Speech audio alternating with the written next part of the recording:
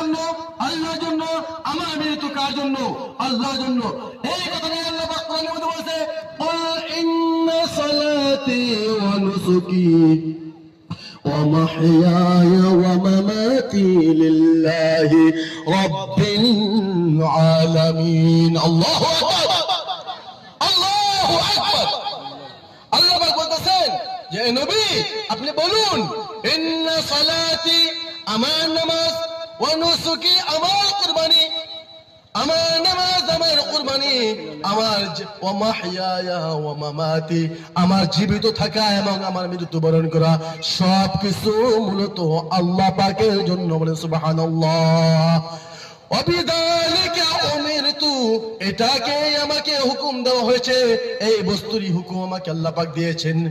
ওয়া আনা আউয়ালুল মুসলিমিন, আল্লাহ নবী এই হুকুম সব থেকে আগে আল্লাহ পাকে অনুসরণ করেছে, সব থেকে আগে আল্লাহ পাকের এই হুকুম অনুসরণ করেছে।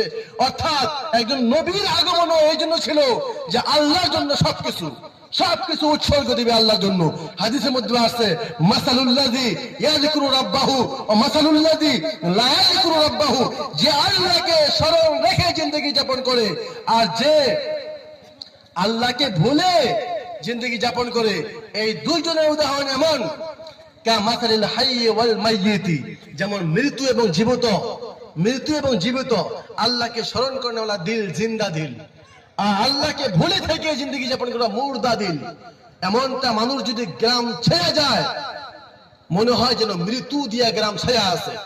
যেমনটা ফজরের নামাজের টাইম অনুভব হয় যে পুরা বস্তি বোধহয় মৃত্যুবরণ করছে। ইল্লা মাশাআল্লাহ 2-4 জন মানুষ নামাজি পাওয়া যায়। আমার ভাইরা, আমার বন্ধুরা, আমরা বর্তমান যে পরিস্থিতিতে আছি, আমাদের ঈমান বাঁচানটা, আল্লাহকে কোন রকম করে স্মরণ রাখাটা আমাদের একটা চ্যালেঞ্জিং বস্তু হয়ে গেছে। এটাই জন্য আমাদের লাস্ট মুহূর্ত পর্যন্ত জীবিত থেকে লাস্ট মুহূর্ত পর্যন্ত যেন আল্লাহকে স্মরণ রেখে জিন্দগি যাপন করতে পারি, তার জন্যই মাদ্রাসা, তার জন্যই মক্তব, তার জন্যই আমাদের বানাত মাদ্রাসা, তার জন্যই সবকিছু আমাদের এই সমস্ত সংগ্রাম চলতেছে, অন্য কিছু না।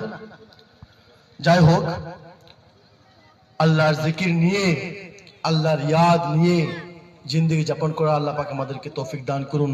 ওয়া আখির দাওয়ানা আলহামদুলিল্লাহি রাব্বিল আলামিন। আসসালামু আলাইকুম ওয়া রাহমাতুল্লাহি ওয়া বারাকাতুহু।